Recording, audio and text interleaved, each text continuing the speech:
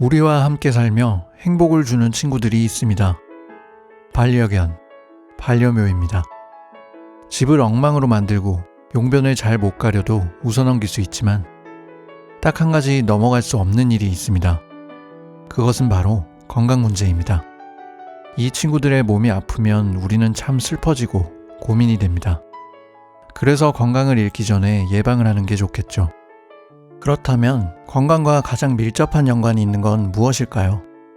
많은 변수가 있겠지만 그 중에서도 음식이 중요합니다. 사람이 먹는 음식의 연구도 참 어렵지만 반려동물이 먹는 음식에 대해서 특히 많은 의견과 오해가 많습니다. 가장 큰 오해 중 하나는 만병통치약처럼 무조건 좋은 효과만 주는 게 있을 거라는 생각입니다. 어떤 음식이든지 좋은 점과 나쁜 점을 모두 가지고 있습니다. 그래서 음식 종류와 상관없이 영양이 균형을 이루어 건강에 도움이 되고 안전하면 그것이 바로 좋은 음식입니다. 영양학의 발전은 너무나 빨라서 오늘의 진실이 내일의 거짓이 되기도 합니다. 오늘 이야기하는 주제의 의견은 시간이 지나 조금은 달라질 수 있지만 당연하다고 생각해왔던 이야기에 의문을 던져보는 계기가 되었으면 합니다. 하나, 비싼 것을 고르는 것이 꼭 정답은 아니다. 반려동물이 우리와 함께하는 시간은 그리 길지 않습니다.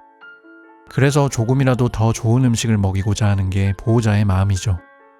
하지만 조금이라도 더 좋은 음식의 기준이 음식의 비용이 되는 경우가 많습니다. 비싼 사료를 파는 회사들은 이렇게 얘기합니다. 고급 식재료를 사용합니다. 유기농 제품입니다. 그런데 정작 가장 중요한 자료, 영양 균형에 대한 설명이 빠져 있는 경우가 있습니다.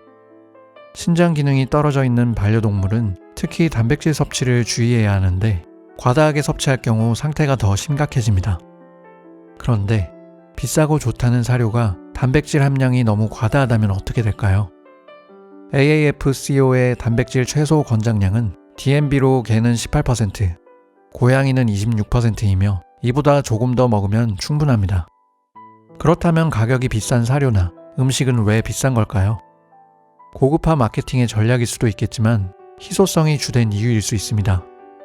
재배 과정과 배양 과정이 까다롭고 생산량이 적은 재료는 희귀해지고 가격이 높아지죠. 이제 식재료를 고르기 전에 희소성과 건강이 정말 정비례하는지 생각해 보았으면 합니다. 둘, 생식은 안전하다. 최근 들어 생식은 반려동물 보호자들 사이에서 주요한 토론 주제입니다. 나름식을 지지하는 보호자들은 반려동물이 나름식을 먹은 후 건강해지는 것을 보면 나름식을 지지할 수밖에 없어지죠. 하지만 나름식에 숨겨진 위험에 대해서는 반드시 알아야 합니다. 대표적인 위험성 첫 번째로 감염이 있습니다. 생선의 경우엔 기생충, 육류에서는 박테리아 감염을 유의해야 합니다. 육안으로는 깨끗해 보여도 사실은 오염되어 있을 수 있으며 냉동이나 냉장 보관으로 세균의 성장을 완전히 막기 힘듭니다.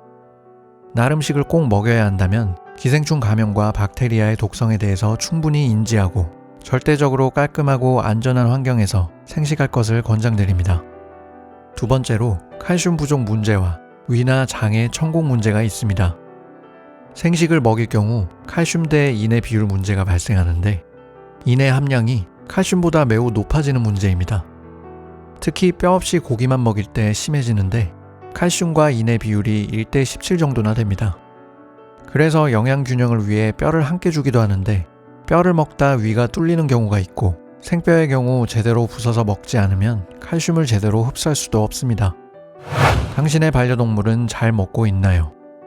내가 제공한 음식 때문에 나의 사랑스러운 반려견, 반려묘가 아프다면 생각만 해도 끔찍한 상황입니다. 이 책은 그동안 잘못 알고 있던 반려동물의 음식과 사료의 오해를 바로잡을 수 있는 기준을 세워줍니다. 현명한 반려동물 보호자라면 꼭 알아야 할 영양상식백과 당신의 반려동물은 잘 먹고 있나요? 반려동물의 건강이 걱정이셨던 분들께 이 책을 추천드립니다.